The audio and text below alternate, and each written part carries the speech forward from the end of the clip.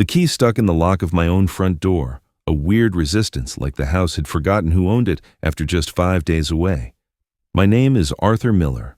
I'm 58 years old, and up until 30 seconds ago, I believed my son David was the only family I could trust after his mother passed. Now, standing on my own doorstep, I see that same son hauling my Italian leather sofa toward a moving truck, while some stranger who looks like a shady liquidator counts out a stack of bills and hands them over.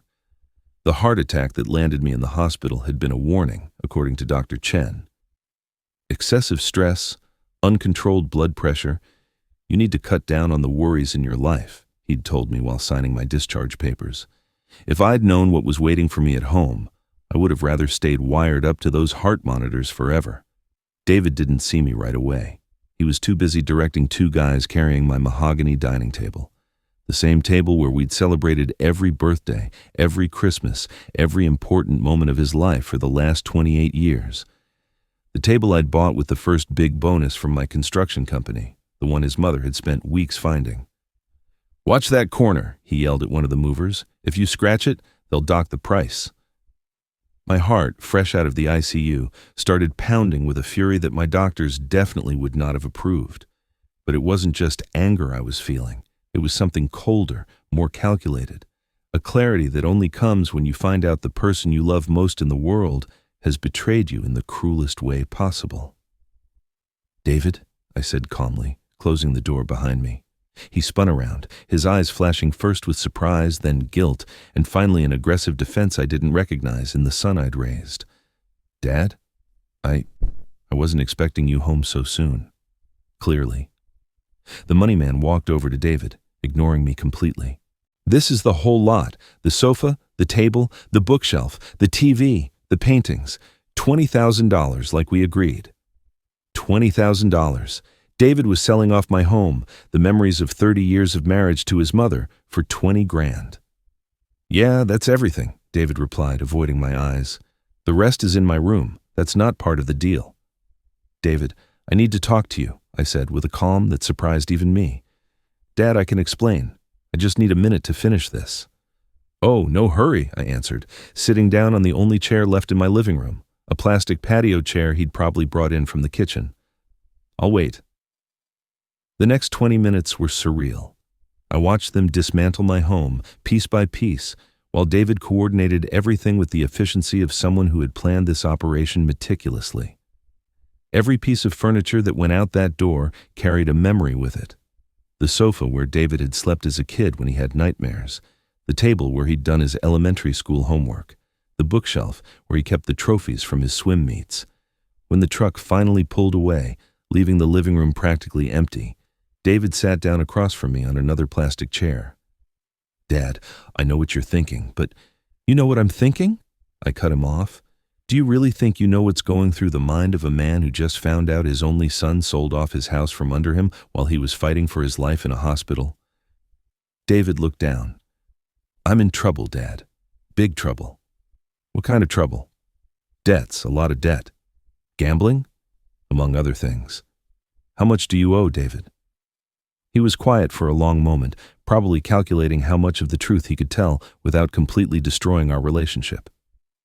$500,000. $500,000! My heart skipped a beat, and not because of my condition, pure shock. He'd sold my furniture for $20,000, which meant he still needed $480,000 more. "And who do you owe that kind of money to?" "To people who don't accept late payments. Dangerous people. Very dangerous." I slowly got up from the plastic chair and walked to the window overlooking the street. Outside, life was going on as normal. Kids playing, neighbors watering their lawns, the world spinning along while mine was silently falling apart. "David, when were you planning on telling me about these debts?" "I don't know, Dad. I was hoping I could solve it without getting you involved. By selling my furniture? That was just the start. I figured if I could get that $20,000, it would buy me some time to figure out the rest." I turned back to him, studying his face. David had inherited his mother's green eyes, but right now, there wasn't a trace of the warmth I remembered in hers. There was only desperation, and something even more disturbing, a complete lack of remorse. "David, Do you know what the most painful part of all this is? What? It's not that you sold my furniture. It's not that you have debts. It's not even that you waited until I was in the hospital to do it. Then what is it? It's that not once during this conversation have you said you're sorry. You haven't shown 1 ounce of remorse for betraying my trust. David stood up, and for the first time, I saw something in his eyes that chilled my blood. Resentment. Remorse? Dad, I've lived my entire life in your shadow. Everything I have, everything I am, depends on you. Do you know what that's like? Do you know what it's like to be a 28-year-old man who can't make a single decision without his father's permission? I never, always, he shouted, cutting me off. You've always controlled everything. My major in college, my job at your company, even my marriage that went to hell because my wife got tired of competing with my dad for my attention. His words hit me like punches. Was it true? Had I been so controlling that I'd destroyed my own son's autonomy? So yeah, he continued, I sold your furniture. And you know what else, Dad? If I'd needed to, I would have sold the whole house, because for the first time in my life, I'm making decisions for myself without asking your permission. And if those decisions kill you? David smiled, but it wasn't a smile of joy. It was the smile of someone who had hit rock bottom and decided they had nothing left to lose. Then at least I'll have lived 5 minutes of my life making my own damn decisions. We just stared at each other in my empty living room, father and son, separated by a chasm that seemed impossible to cross. In that moment, I understood that the David I had raised, the little boy who'd slept in my arms when he had nightmares, was gone. In his place was a stranger who blamed me for all his failures and who had decided that my well-being was an acceptable price to pay for his freedom. David, I said finally, you're right about one thing. It's time for you to make your own decisions. What do you mean? I smiled, and I knew my smile was just as cold as his had been. I mean that starting right now, you're going to find out exactly what it means to be completely independent of your father. David looked at me with a mix of confusion and defiance, like he couldn't decide if my words were a threat or a release. He walked toward the kitchen, one of the few spaces that still had some basic furniture, and came back with 2 beers. He offered me one with a gesture that might have seemed conciliatory if not for the tension radiating from every muscle in his body. Dad, I know you're mad, but you need to understand the whole situation, he said, popping the top off his beer with a nervous twitch I recognized from his childhood. He always made that same gesture when he was about to confess to some screw-up. I'm listening, I replied, not touching the beer I'd set on the window ledge. The debts, they're not just mine. I mean, technically they are, but they started because of the company. My company, Miller and Associates Construction, which I had built from scratch over 30 years, brick by brick, contract by contract. The company where David had worked as a project manager since he graduated from college. What problems at the company, David? The Valley Towers project. There were irregularities. The Valley Towers, a luxury residential complex we had started 2 years ago. Our most ambitious project yet. David had insisted on managing it personally, arguing he needed the experience to eventually take over the company. What kind of irregularities? David avoided my gaze, focusing on peeling the label off his beer. Problems with the building permits. Some of the inspectors, they wanted extra compensation to speed up the approvals. Extra compensation. Bribes. My son had been paying bribes using company funds. How much, David? At first, it was small amounts, $5,000 here, $10,000 there. But then it got complicated. How did it get complicated? One of the inspectors wanted a bigger payout, much bigger. He said if I didn't pay, he'd not only deny our permits, he'd report the previous payments as attempted bribery. The air in the room felt heavier. David had fallen into a classic extortion trap, but the worst part was he'd used my company's money to finance his naivete. How much did you pay him? $200,000. $200,000, plus the $500,000 he still owed. David, where did you get $200,000? From the company accounts. I thought I could replace it before you noticed. You stole $200,000 from my company. It's not stealing if I was going to pay it back. I shot up from the chair so fast that David instinctively flinched. The anger I'd been holding back since I got home finally erupted. It's not stealing. David, you embezzled funds from the company. Do you have any idea what that means? Do you know the legal implications of what you've done? Dad, calm down. Your heart...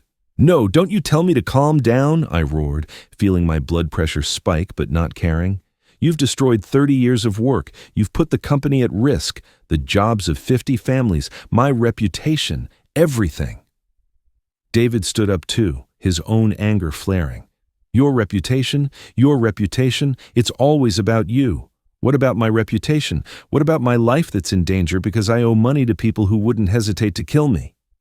Your life is in danger because of your own stupid decisions. My stupid decisions were trying to grow your company, trying to impress you, trying to prove I could handle big projects. We stood there screaming at each other in my empty living room, like two strangers who couldn't find a common language. But in the middle of that fight, something clicked in my mind. David had mentioned the debts weren't just his. David, I said, you said the debts weren't just yours. What else is there? His face went pale instantly. Dad, what else? There are other things. Investments I made, thinking I could win back the money quickly. What kind of investments? Gambling, sports betting, casinos, online poker. My heart sank even further. He hadn't just embezzled funds, he'd developed a gambling addiction. How much did you lose gambling? I don't know exactly. I kept track at first, but then... How much, David? Probably another $200,000.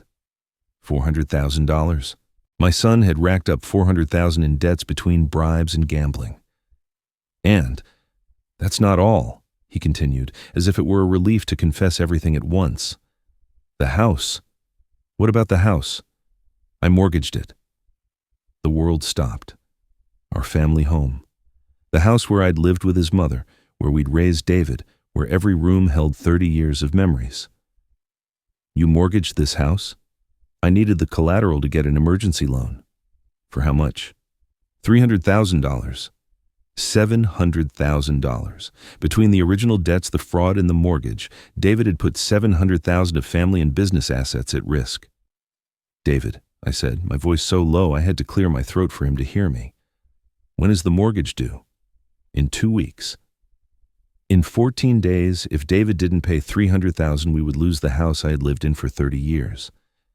I sat down slowly, the sheer scale of the betrayal hitting me in successive waves. It wasn't just that David had sold my furniture, he had systematically destroyed everything we had built as a family. Dad, I know it looks terrible, but there's a solution. What solution? You have other assets, investment properties, savings accounts, the company itself. If we liquidate some of those assets, you're my father, we're family. These debts, technically, they're family problems now. I stared at him, searching for any trace of the son I had raised, the boy who'd hugged me when he was scared, the young man who'd promised he would never disappoint me. David, do you really think I'm going to liquidate my assets to pay your debts? After what you've done? What alternative is there? If I don't pay, they're going to kill me, and if I lose the house, where are you going to live? It was pure emotional blackmail. David was using both the threat to his own life and my need for a home to pressure me into rescuing him. David, there's one alternative you haven't considered. What? That you face the consequences of your decisions, without dragging me down with you. His face hardened. Are you telling me you're not going to help me? I'm telling you that I'm not going to reward your betrayal by liquidating my retirement. David shot to his feet, his beard dropping to the floor and creating a puddle that spread across the empty tile. You know what, Dad? He yelled, his voice thick with a rage I'd never heard before. You're right. I should face the consequences of my decisions. And you know what else? You should have died in that hospital. At least that way, I would have inherited something before I lost it all. The words hung in the air like poison. My own son had just wished me dead so he could get his hands on my assets. I smiled. It was a slow, cold smile that came from a place deep in my soul I didn't know existed. David, I said with absolute calm, you just made the most expensive decision of your life. That night, After David stormed out of the house, slamming the door so hard it echoed in the empty rooms like the ghost of a shattered family, I sat in my bedroom surrounded by photographs he hadn't been able to sell. Each image was a testament to the years I'd spent raising the son who now wished me dead. David at 5, losing his first tooth and running to me with a gap-toothed grin, his eyes bright with excitement. I'd invented an elaborate story about the tooth fairy just to see that smile again. I'd stayed up until 3 in the morning, building a tiny ladder out of toothpicks so the fairy could get to his pillow. David at 8, crying after some older kids bullied him at the park. "Dad, why are some people mean?" he'd asked me while I patched up a scrape on his knee. "Not all people are mean, son," I'd answered, just confused. "Our job is to be better than them." The irony now was that he was the one who had chosen to be the mean person in someone else's life. David at 12, building a doghouse with me in the backyard. His small hands had struggled with the hammer, but he'd insisted on doing all the work himself. "I want to be a builder like you, Dad," he'd told me. "I want to make things that last forever." He'd fulfilled his wish in a perverse way. He'd built a debt that would last forever. David at 17, graduating as the valedictorian of his class. During his speech, he'd said, "None of what I've achieved would have been possible without the example of my father, who taught me that hard work and honesty are the only paths to success." The audience had applauded while I fought back tears of pride. We'd celebrated at the most expensive restaurant in town that night, and he'd insisted on making a toast to the most honest man I know. David at 21, the day he graduated from college with honors in civil engineering. "Dad, I want to work with you," he'd said. "I want to learn everything you know about the business. I want Miller Construction to be something we can share." I had cried with happiness, imagining the years we would work together, building not just buildings, but a family legacy. David at 25, the day he married Chloe, a sweet girl who had lasted barely 2 years in our lives before fleeing what she called the suffocating shadow of the perfect father. During the ceremony, David had changed the traditional vows to his own words. "Chloe, I promise to love you with the same dedication and loyalty my father taught me." I understood now that Chloe had seen something I'd been blind to. Every photograph was a stab of memory that contradicted my current reality. When had the boy who built doghouses turned into the man who sold his father's furniture while he was fighting for his life? When had the young man who spoke of integrity started stealing from the family business? My phone rang. It was Chloe, David's ex-wife.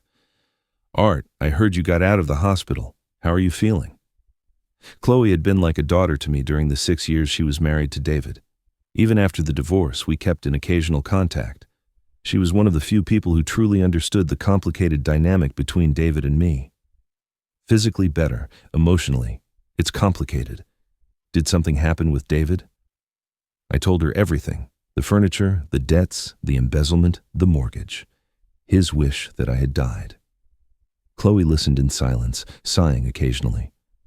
"Art, I'm not surprised," she said finally. "What do you mean?" "David has been living a double life for years. During our marriage, I saw things you didn't see, because he acted differently when you weren't around." "What kind of things?" "Deep resentment toward you, envy of your success, an unhealthy obsession with proving he could top you." "Why didn't you ever tell me?" "I tried, but you didn't want to hear it. To you, David was perfect, the ideal son who would follow in your footsteps and inherit your empire." Chloe was right. I had idealized David so much that I'd become blind to his real flaws.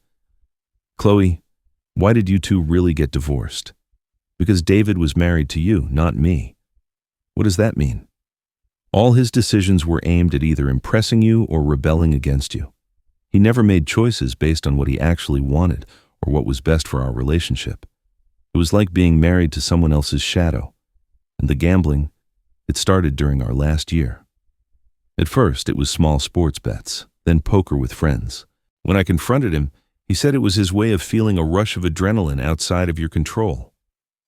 "Did you know about the embezzlement?" "Not specifically, but I knew he was taking financial risks he didn't fully understand. He always justified his mistakes by saying he was trying to grow the company faster to impress you. Every revelation was like discovering I didn't really know my own son. The David I thought I knew was a construction, a persona that existed only in my imagination and in the performances he put on to keep my approval. Chloe, do you think, am I guilty of creating this monster? You're not guilty of his decisions, Art, but you did contribute to a dynamic where David could never develop an independent identity. He was always Art Miller's son before he was David Miller. What should I do now? That's the hard question. Do you rescue him, which reinforces the pattern of dependency that led him here? Or do you let him face the consequences, which might destroy him but might also be the only way he learns? And if the consequences kill him, he owes money to very dangerous people. Art, David is a 28-year-old adult. If he's really in mortal danger, that was his choice. You can't spend the rest of your life saving him from his own decisions. After I hung up with Chloe, I sat in my room late into the night, replaying every moment, every decision, every time I had chosen to protect David instead of teaching him responsibility. I had been so effective at protecting him from failure that he had never learned how to handle success. But I understood something else that night. David had made consciously destructive choices. He had chosen to steal, to lie, to gamble, and finally, to wish me dead. Regardless of my mistakes as a father, he was responsible for his actions as an adult. And for the first time in 28 years, I was going to let him face those consequences completely alone. That was the night I began to plan. Not just how to deny him my help, but how to make sure he learned a lesson he would never, ever forget. The next day, I woke up with a mental clarity I hadn't had in years. For the first time since the heart attack, I felt completely energized. I had a mission to understand exactly what David had gotten himself into and who all the players were in his web of debt and lies. My first call was to Robert Vance, my accountant and friend of 20 years. Rob had handled the finances for Miller & Associates since the beginning, and if anyone could help me unravel the financial damage David had caused, it was him. "Art, it's great to hear you're out of the hospital," Rob said when he arrived at my house that morning. His expression changed immediately when he saw the state of my living room. "What happened here?" "That's a long story, and I need your help to understand all of it." I explained the entire situation, the sold furniture, David's confessions about the debts, the embezzlement, the mortgage on the house. Rob took furious notes, his expression growing more grim with every detail. "Art, this is much worse than you think," he said, after reviewing the company documents he'd brought with him. "David didn't just steal $200,000 for bribes. He's been cooking the books for at least 6 months. "What do you mean?" "Look at these records. Transfers for operating expenses that don't correspond to any real project. Payments to suppliers that don't exist. David has been creating fake expenses to justify cash withdrawals." Rob spread out spreadsheets that showed a complex network of fraudulent transactions. David had systematically stolen nearly $400,000 from the company over the last few months. How did I not notice this? Because David was handling the financial reports you reviewed. He was showing you edited versions that hid these transactions. The sophistication of the fraud shocked me. David hadn't made a few desperate mistakes. He had executed a deliberate, ongoing plan to steal from the family business. "Rob, I need you to investigate every single transaction, every account, every money move David has made in the company's name." "Are you considering legal action?" "I'm considering all my options." My second call was to Marcus Riley, a private investigator I'd used occasionally to check backgrounds on employees and potential partners. Mark had contacts in the financial world and in less than legal circles who could help me understand exactly who David was indebted to. "Mark, I need you to investigate my son, David Miller, specifically his gambling debts and any loans he's taken out." "You sure you want to know everything, Art? Sometimes it's better not to know certain details about family." "I want to know absolutely everything." Mark came to my house that afternoon with information that chilled my blood. David didn't just owe money to traditional loan sharks. He had gotten tangled up with organized crime syndicates that specialized in lending to compulsive gamblers. "Your son owes money to 3 different groups," Mark explained, showing me photos and documents. "The first is relatively civilized, a private lender. He owes them $200,000 at 30% annual interest." "And the other 2? More problematic, a guy named Lou the Shark Moretti runs a crew that lends to high-stakes players. David owes him $150,000, and then there's the most dangerous group, the Vasquez brothers. The Vasquez brothers. I'd heard that name on the news, linked to organized crime and money laundering. How much does he owe the Vasquez brothers? $300,000.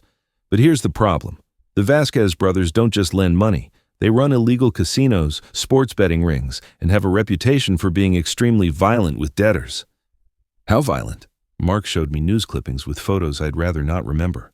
The Vasquez brothers had been implicated in disappearances, torture, and murders of people who didn't pay. Art, your son is in real danger.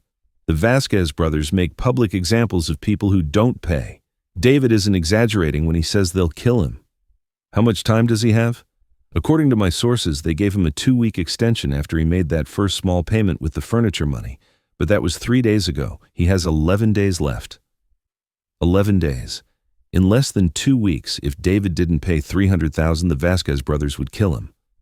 Mark, is there any way to negotiate with these people? The Vasquez brothers don't negotiate. You either pay in full with interest or you face severe consequences. But there's something else you need to know. What? David isn't just on their list.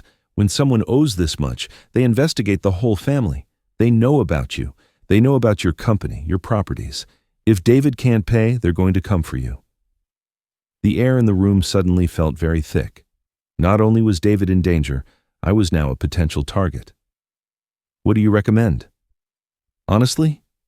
Pay your son's debts, then get him out of the city permanently.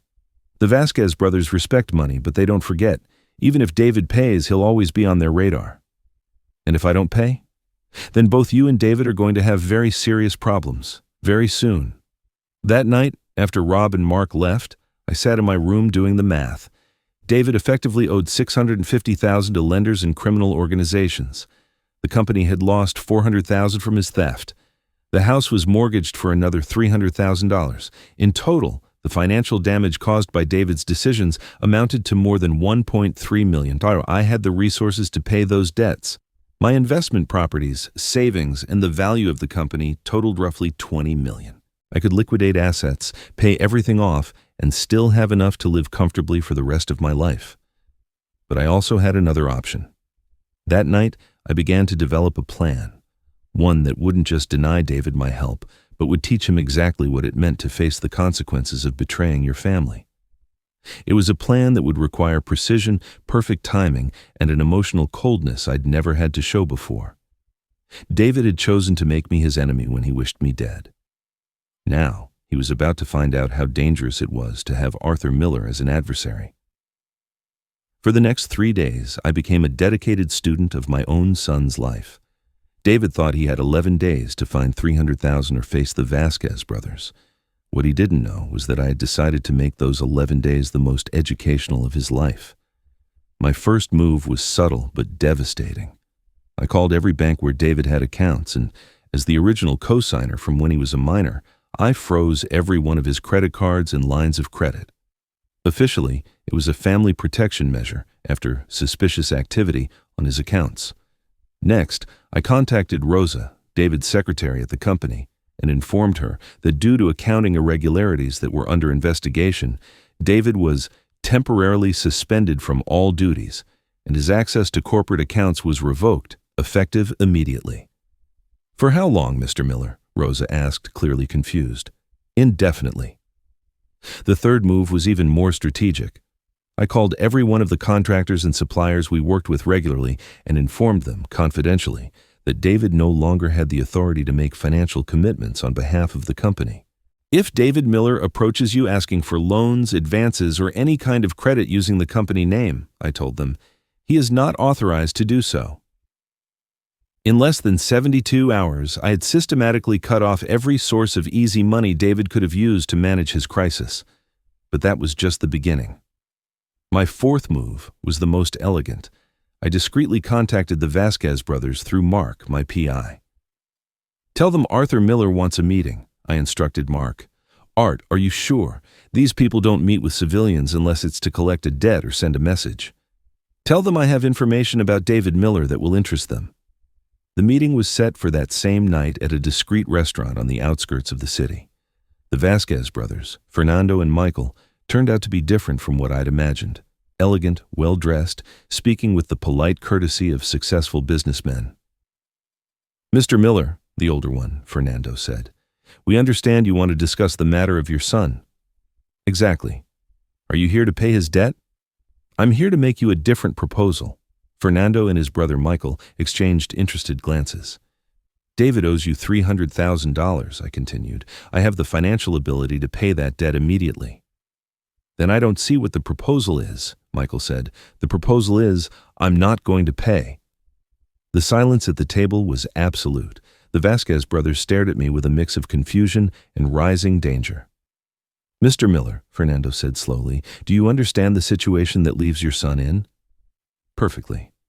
And you're willing to accept the consequences of that decision?" "I'm here to propose an alternative, one that might be more interesting to you than simply collecting a debt." "We're listening." "David has embezzled nearly $400,000 from my company. He has falsified expense documents, created fake suppliers, and has been stealing systematically for months." I showed them the evidence Rob had compiled: bank records, fraudulent transfers, faked documents. "This information," I continued, "is enough to send him to prison for corporate fraud for 10 to 15 years. "And why would that interest us?" Michael asked. "Because I'm giving you two options. You can kill him now and never recover the $300,000 he owes you. Or you can help me teach him a lesson that will keep him under control for the rest of his life, and I will make sure you are eventually paid in full." "With interest." Fernando leaned forward, intrigued. "What kind of lesson?" "I want David to experience exactly what it means to have no resources, no options, no one to rescue him. I want him to feel the complete terror of facing the consequences of his decisions." "For how long?" "As long as it takes for him to learn.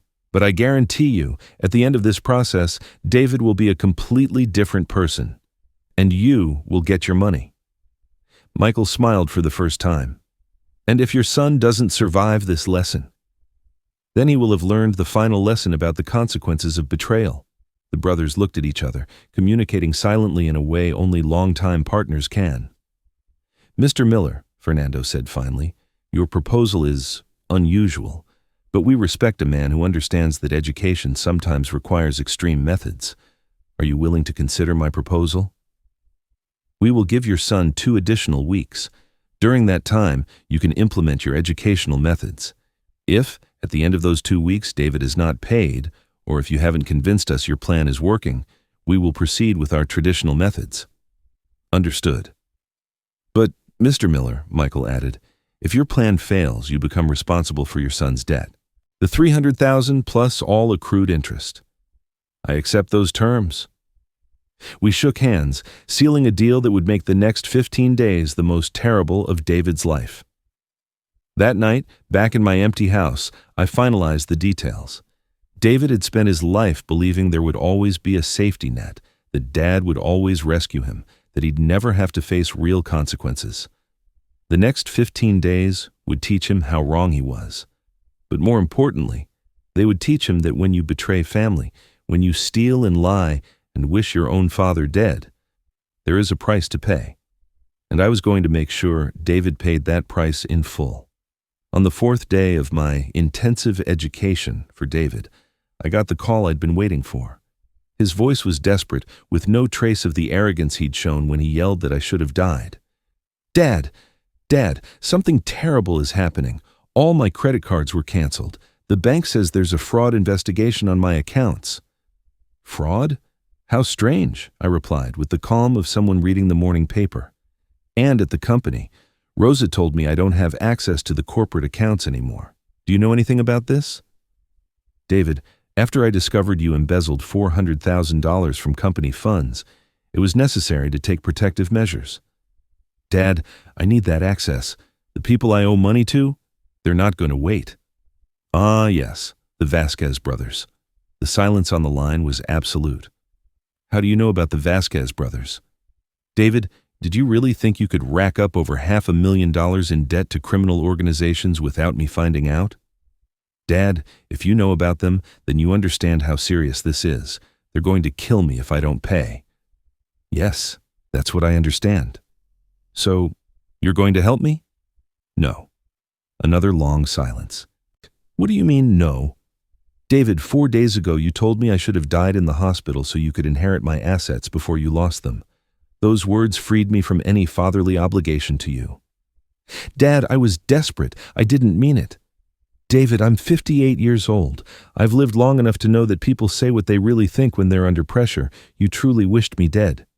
Please, I can't face this alone. But you're going to. I hung up. An hour later, David showed up at my house. He'd lost weight in just 4 days. His clothes were rumpled and he had dark circles under his eyes that suggested he hadn't slept. Dad, we need to talk, in person. I invited him in, offering him a coffee with the same hospitality I would have shown a stranger. David, you look terrible. I've been living in my car for 2 days. My landlord kicked me out because I couldn't pay the rent. Why couldn't you pay the rent? Because all my accounts are frozen.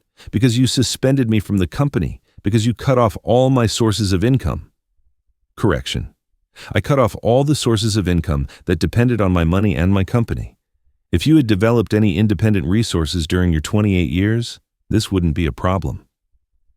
David ran his hands through his hair, a gesture of frustration he'd had since he was a kid and couldn't solve a math problem. Dad, I know I made mistakes, huge mistakes, but I'm your son. Are you really going to let me die? David, I'm not going to let you die. I'm going to let you live with the consequences of your decisions. It's the same thing. No, it's not. You have options. You can go to the police and confess to the corporate fraud. You can declare bankruptcy. You can disappear and change your identity. You have plenty of options that don't involve my money. Go to the police. They'd put me in prison. Yes, probably 10 to 15 years for the fraud I documented. You documented? I showed him the folder Rob had prepared. Every fraudulent transaction, every faked document, every dollar stolen over the last 6 months. David, there is enough evidence in here to prosecute you for corporate fraud, embezzlement, forgery, and tax evasion. His face went completely white. Are you going to turn me into the police? That depends on you. What do you mean? If you find a way to pay your debts without involving my money, and if you return the $400,000 you stole from the company, we might consider resolving this as a family matter. Dad, that's impossible. Where am I going to get that kind of money? That's your problem, not mine. David started to cry. I hadn't seen my son cry since he was 12 and broke his arm falling off his bike. Dad, please. I'm your only son. We're the only family we have. You stopped being my family the day you wished me dead. I can't undo what I said. No, you can't, but you can face the consequences. David stayed at my house for 3 hours, alternating between begging, threatening, promising, and finally, a raw despair that was painful to watch. But I didn't budge. When he finally left, I followed him, discreetly. Just as I expected, he drove straight to the nearest bar, where he proceeded to get drunk with money he'd probably borrowed. That night, while David drowned himself in alcohol and self-pity, I made 2 important calls. The first was to Fernando Vasquez. Mr. Vasquez, Arthur Miller, I wanted to inform you that David just spent 3 hours at my house begging for financial help and was completely refused. How did he take the rejection? Exactly as I'd hoped, desperation, pleading, and finally acceptance that he's not getting any help from his family. Interesting. What's the next step in your educational plan? Tomorrow, David is going to find out his situation is even worse than he imagines. The second call was to Rob, my accountant. Rob, tomorrow morning, I need you to file a formal criminal complaint against David for corporate fraud. I want him officially charged for the crimes he committed against the company. Art, are you sure? Once we file criminal charges, there's no going back. That's exactly what I want. David needs to learn that actions have legal consequences, not just family ones. And if the Vasquez brothers kill him before he even gets to trial? That's a risk David should have considered before he got into debt with criminals. That night, for the first time since I came home from the hospital, I slept deeply. David had started his life believing that family was an unconditional safety net. The next 10 days would teach him that when you betray that family, you are left completely and utterly alone. On the seventh day of my educational campaign, I received an unexpected visitor that would change the entire dynamic. Dr. Chen, the cardiologist who had handled my case at the hospital, showed up at my door with a grave expression that immediately put me on alert. "Art, we need to talk, urgently," he said, walking in without waiting for an invitation. "There's something about your medical condition I didn't tell you before I discharged you." My heart, ironically, sped up. "What kind of something?" Dr. Chen sat in one of the plastic chairs that now constituted my entire living room set. He pulled out a thick medical file and opened it with precise movements that suggested he'd rehearsed this conversation. "Art, the heart attack you suffered wasn't just caused by stress. It was a symptom of a much more serious condition." "What condition?" "You have advanced dilated cardiomyopathy.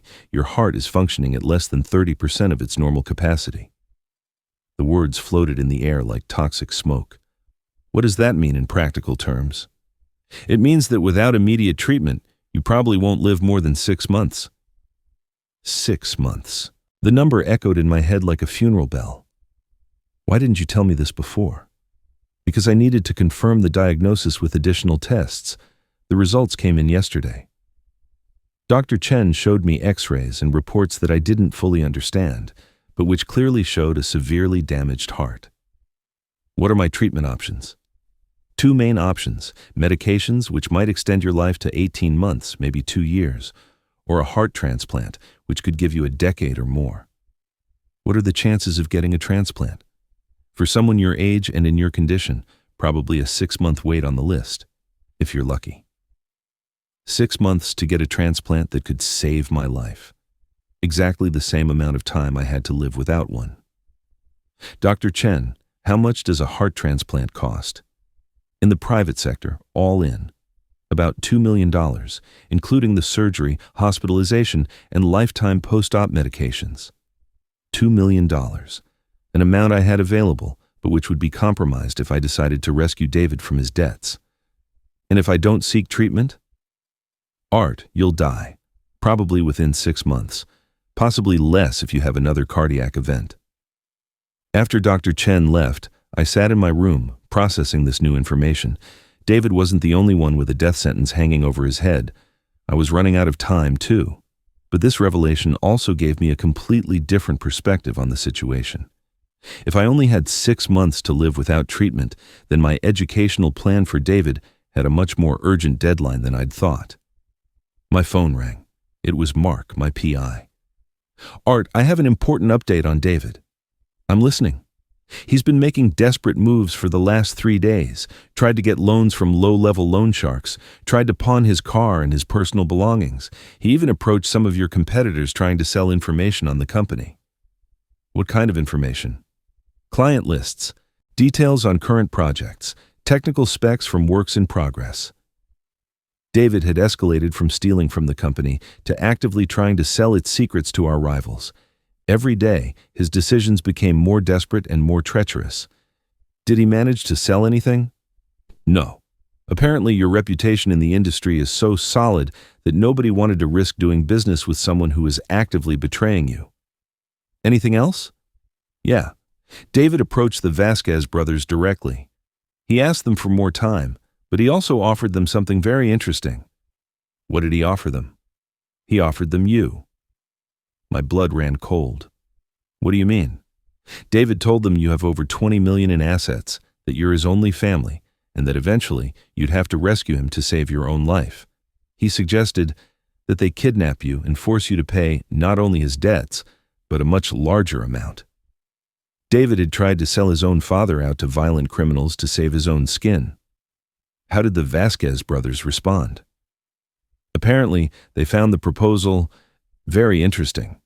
Fernando Vasquez told David they would consider all their options." I hung up with Mark and immediately called Fernando Vasquez. "Mr. Vasquez, Arthur Miller, I understand my son had an interesting conversation with you." "Mr. Miller, your son is creative in his payment proposals. Are you going to act on his suggestion?" "That depends. Your educational plan has been entertaining to watch, but we need to see results soon. Your son owes us money, and one way or another, we are going to collect." "I understand. How much more time are you willing to give him? 5 days. After that, we implement our own methods, which might include the suggestions your son made. 5 days. And I had 6 months to live if I couldn't get medical treatment. That night, I made a decision that would change everything. David had crossed the final line when he tried to hand me over to the Vasquez brothers. This was no longer about education or family lessons. This was about survival. I called Rob, my accountant. Rob, tomorrow I need you to liquidate all my assets except for the house, investment properties, savings accounts, everything. Art, are you sure? That's over $15 million, I'm sure. What are you going to do with that much liquid cash? I'm going to teach David the difference between an education and total destruction. After I hung up, I sat in my room doing the final calculations. David had chosen to make me not just his enemy, but his potential victim. He had tried to sell me to violent criminals. I no longer had a son to save. I had an enemy to neutralize. And the next 5 days would teach David that he had completely and fatally underestimated the vengeance of a man with nothing left to lose. With $15 million in cash available and only 6 months to live, I had the resources and the motivation to implement the final phase of my plan. David had tried to hand me over to the Vasquez brothers, crossing the line from family betrayal to attempted murder. It was time for him to learn the consequences of turning his father into his mortal enemy. My first move was elegant in its simplicity. I contacted Fernando Vasquez directly and made him an offer he couldn't refuse. Mr. Vasquez, I want to buy David's debt. Buy it? Pay you the $300,000 David owes you, plus an additional $100,000 as compensation for your trouble. In exchange, David owes me $400,000 and you no longer have to deal with him. Fernando was silent for a long moment. Mr. Miller, that's an unusual proposal. Why would you pay $400,000 to buy a $300,000 debt? Because David owes me much more than money. He owes me respect, loyalty, and, well, let's just say I want to be the one managing the collection of those debts. I see. And if David can't pay you? Then you've recovered your money with no risk, and I handle the consequences as I see fit. Accepted. In a single transaction, I had eliminated the immediate threat of death David was facing, but I had transferred that debt to myself. David now owed me $400,000, plus the $400,000 he embezzled from the company, plus the $300,000 mortgage on the house. $1.1 million in total. My second move was even more devastating. I hired a team of lawyers specializing in asset recovery and gave them a single instruction. Locate and seize every property, account, or asset David might have anywhere in the country. He can't have much, the lead attorney, Maria Ruiz, told me. According to our preliminary research, David Miller has practically no net worth registered in his name. Look deeper. Investigate if he has properties in third-party names, offshore bank accounts, hidden investments, anything. The legal team worked with an efficiency that completely justified their fees. In 3 days, they had located a condo David had bought in his ex-wife Chloe's name, a bank account in the Cayman Islands with about $20,000, and an investment in a restaurant business worth about $50,000. Can you seize it all? I asked. With the evidence of corporate fraud you provided, we can argue that all these assets were acquired with money stolen from the company. A judge will authorize the seizure immediately. Proceed. My third move was the most personal. I contacted every single person in David's life who might be willing to help him, college friends, work colleagues, even his ex-wife Chloe. But I didn't contact them to ask them not to help. I contacted them to offer them money for information about any attempt David made to get help. If David Miller approaches you asking for money, loans, or any kind of financial aid, I told them, I will pay you double whatever he asks for, just for informing me of the conversation. It was a complete surveillance network, funded by my own fortune. Chloe, his ex-wife, was the first to call. Art, David came to see me yesterday. He looked desperate, almost unrecognizable. What did he want? He asked me to mortgage my house to lend him $200,000. He said it was literally life or death. And what did you tell him? I told him I didn't have $200,000 in equity in my house, which is true, but I also told him that even if I did, I wouldn't lend it to him. How did he react? Art, he scared me. David was always manipulative, but never aggressive. Yesterday, he seemed capable of violence. Did he threaten you? Indirectly. He said if I didn't help him, he would make sure everyone knew how our marriage really ended. What did he mean by that? Chloe was quiet for a moment. Art, there are things about David I never told you. Things I thought you didn't need to know. Tell me now. David, he had problems with domestic abuse. He never hit me, but he would push me, threaten me, destroy my things when he was angry. The divorce wasn't because of incompatibility. It was because I was afraid of him. Every conversation revealed new, darker aspects of David's character that I had never seen. He wasn't just a thief and a liar. He had violent tendencies when he was desperate. My fourth move was informational. I hired Mark to follow David 24/7 and report every move, every conversation, every desperate plan he tried to implement. The reports I received were devastating. Day 1, David tried to pawn his watch, his graduation ring, and his laptop. Total obtained, $500. Day 2, David approached a neighborhood loan shark asking for an emergency loan. He was rejected for lack of collateral. Day 3, David spent 14 hours at a casino trying to multiply the $1,500 he'd gotten from pawning his belongings. He lost everything.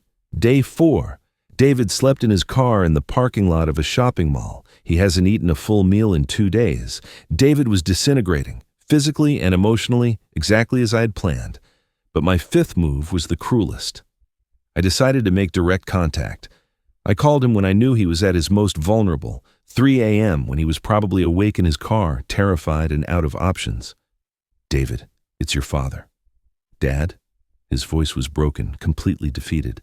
Dad, please, I can't take this anymore. David, listen to me very carefully. I bought your debt from the Vasquez brothers. You now owe me $400,000. What? What do you mean? I mean you no longer have to worry about the Vasquez brothers killing you. Now, you have to worry about your father completely destroying you. Dad, I don't understand. David, for the last 2 weeks, you've learned what it means to have no money, no options, and no hope. But that was just the warm-up. What are you going to do? I'm going to teach you what it means to have the man who gave you life as your enemy. I hung up. David had believed the worst thing that could happen was the Vasquez brothers killing him. He was about to find out there are things far worse than death. David showed up at my door at 6 a.m., 3 hours after my phone call.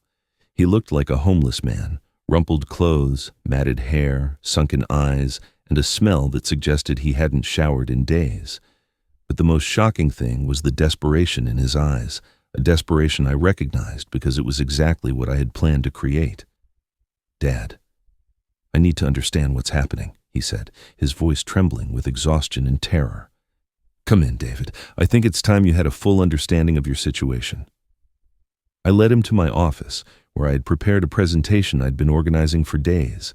On my desk, I had folders labeled with every aspect of David's life that I had been systematically dismantling. Sit, I said, pointing to the only available chair. Let's review exactly what has happened over the last 2 weeks. I opened the first folder. Debts. Paid by your father.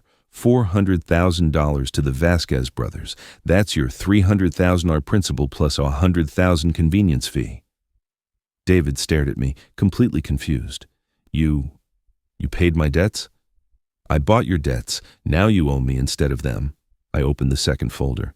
Assets seized. Your condo registered in Chloe's name. Your bank account in the Cayman Islands. And your stake in that restaurant business. Total recovered, $70,000. You seized my properties? They were properties bought with money stolen from my company. Technically, they were always mine. I opened the third folder. Private investigation. For the last 10 days, I've had investigators following you 24/7. Every move, every conversation, every desperate plan you've tried. I showed him photographs of him sleeping in his car, begging for money from strangers, trying to pawn his watch. You've been spying on me? David, I've been studying you, like a scientist studies a particularly interesting specimen. I opened the fourth folder, the thickest one. Criminal evidence, compiled, corporate fraud, embezzlement, forgery, tax evasion. This folder contains enough evidence to send you to prison for 15 years. David went completely pale. And finally, I said, opening the last folder, testimonies from every person in your life you might have considered a potential ally. I showed him written statements from Chloe about the domestic abuse, from his college friends about his manipulative behavior, from work colleagues about his professional dishonesty. You paid people to talk against me? I didn't have to pay them, David. I just had to ask. The image you had of yourself as someone loved and respected was completely false. People have been tolerating you for years, not loving you. David began to cry in a way I hadn't seen since he was a small child, deep body-shaking sobs. Dad, why? Why are you doing this? Don't you understand? I'm your son. No, I said, with a calm that surprised me. My son died the day he told me I should have died in the hospital. My son died when he stole money from our family business. My son died when he mortgaged the house he grew up in. My son died when he tried to sell me to violent criminals. Dad, I was desperate. I did terrible thing. But I'm still your son. David, let me explain something about fatherhood you apparently never understood. Being a father doesn't mean rescuing your son from the consequences of his decisions. It means teaching him to make decisions he doesn't need to be rescued from. But I've learned my lesson. I've suffered for 2 weeks. What lesson did you learn exactly? David wiped his eyes, trying to form an answer. I learned that I can't just depend on you to solve my problems. That's the lesson you learned? Yes. Then you've learned nothing. I got up and walked to the window, looking out at the yard where David had played as a boy. The lesson you should have learned is that actions have consequences, that betrayal destroys relationships, that when you hurt the people who love you, you lose the right to expect their love in return. But I do love you, Dad. I turned to face him. David, love isn't a word you say. It's a decision you make every single day, and you have spent the last several months making decisions that prove the exact opposite of love. What can I do to fix this? Nothing. Nothing? David, some mistakes can't be fixed. Some relationships can't be repaired. Some consequences are permanent. David sat in silence for several minutes, processing the finality of my words. What's going to happen to me now? That's your decision. You can go to the police and confess your crimes, face the legal consequences, and start your life over after you've served your time. Or you can keep running, keep lying, and keep waiting for someone else to solve your problems. And if I choose the first option, if I confess everything, then I will testify on your behalf at sentencing. I will tell the judge that you finally took responsibility for your actions. And if I choose the second, then I will hand this evidence over to the authorities myself, and I will make sure you receive the maximum possible sentence for every single charge. David stood up slowly, a defeated man finally accepting his defeat. Dad, there's something you need to know. What? When I said you should have died, a part of me really meant it. But another part of me, the part that's still your son, is grateful you survived to teach me this lesson. Why? Because for the first time in my life, I understand who I really am. And I understand that if I'm going to change, I have to do it myself. David walked to the door, then stopped. Dad, I'm going to the police this afternoon. I'm going to confess everything. David? Yeah? That's the first right decision you've made in years. 6 months later, I was sitting in the waiting room at City General Hospital, my new heart beating strong in my chest. The transplant had been a complete success, and the doctors declared I had decades of life ahead of me. The irony wasn't lost on me. While David was serving an 8-year prison sentence, I had been given a second chance at life. The perfect revenge hadn't been destroying David. It had been teaching him the lessons he should have learned during his first 28 years, and it worked in ways I never could have imagined. My phone rang. It was Rob, my accountant, with updates on the company. Art, things are going better than expected. Without David, sabotaging operations, the company is running more efficiently than ever. We've fully recovered the funds he embezzled, and our profits this quarter are the highest they've been in 5 years. And the clients? None of them left when the scandal broke. On the contrary, several of them commented that they respect how you handled the situation. They said a man who won't tolerate dishonesty, even from his own son, is someone they can trust completely. My professional reputation hadn't just survived David's betrayal. It had been strengthened. The construction industry valued integrity above blind family loyalty. Chloe, David's ex-wife, visited me that afternoon in the hospital. "Art, I wanted to thank you for something you probably didn't expect to be thanked for." "What's that?" "For teaching David what I never could, that actions have real consequences." "Have you spoken to him since he's been in prison?" "Once. He apologized to me. For the abuse, for the lies, for everything. It was the first time I ever saw him take genuine responsibility for anything." "How's he handling prison?" "Surprisingly well. He's studying for an accounting degree. He says when he gets out, he wants to earn a living honestly, even if it means starting from the bottom." "And the gambling?" "He's in a rehab program for his addiction. The counselors say he's making real progress because he finally admits he has a problem he needs to solve." It was exactly what I had hoped for.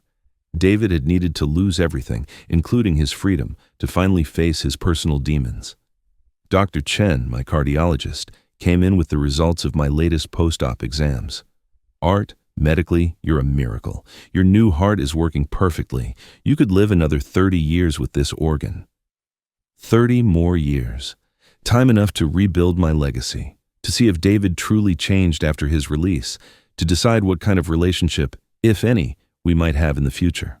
"Doctor," I asked, "did the stress of the last few months, did it affect the success of the transplant?" "Interestingly, no. In fact, I think having a clear purpose during your recovery, even if that purpose was resolving a difficult family situation, actually helped your immune system accept the new heart more quickly." My revenge had literally been healthy for me. Mark, my PI, called me with one final report.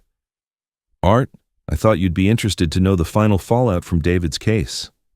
"Go on." "The Vasquez brothers. They've publicly expressed respect for how you handled the situation. They've let it be known that any future business with you would be considered high priority given your professional approach to solving family problems. Even the criminals respected my handling of David's betrayal." The inspectors David was bribing? They were arrested last week in a separate investigation. Apparently your case inspired other victims to come forward." "And the other debtors? Who were in situations like David's?" "Several parents have contacted my office asking for consultations on how to handle adult children with gambling addictions and criminal debts. Your approach is becoming a model." I had inadvertently become an example for other parents facing similar family betrayals. That night, back in my house, now restored with new furniture bought with the money recovered from David's seized assets, I wrote a letter to be delivered to my son in 2 years when he would be eligible for parole. "David, if you're reading this, it means you've served at least half your sentence and you've shown enough rehabilitation to be considered for parole.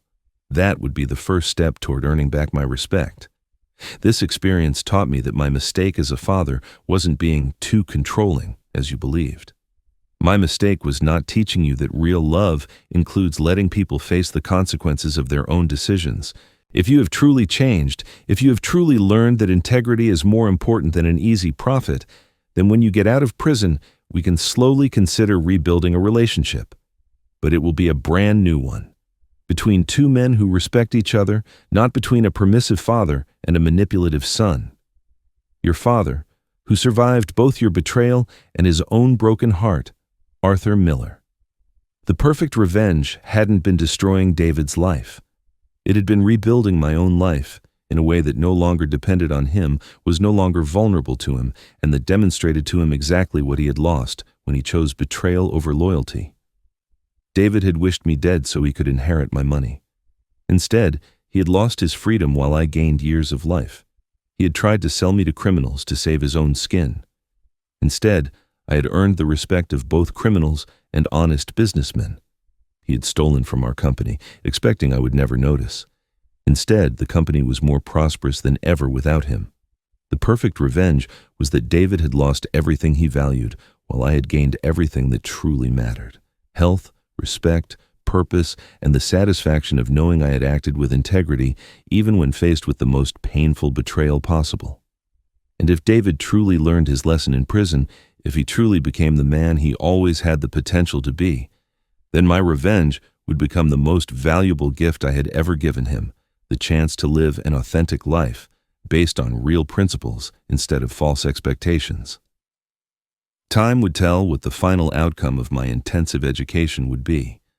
But regardless of what David chose to do with the rest of his life, I knew that I had made the right decisions, and that was the only revenge that really mattered.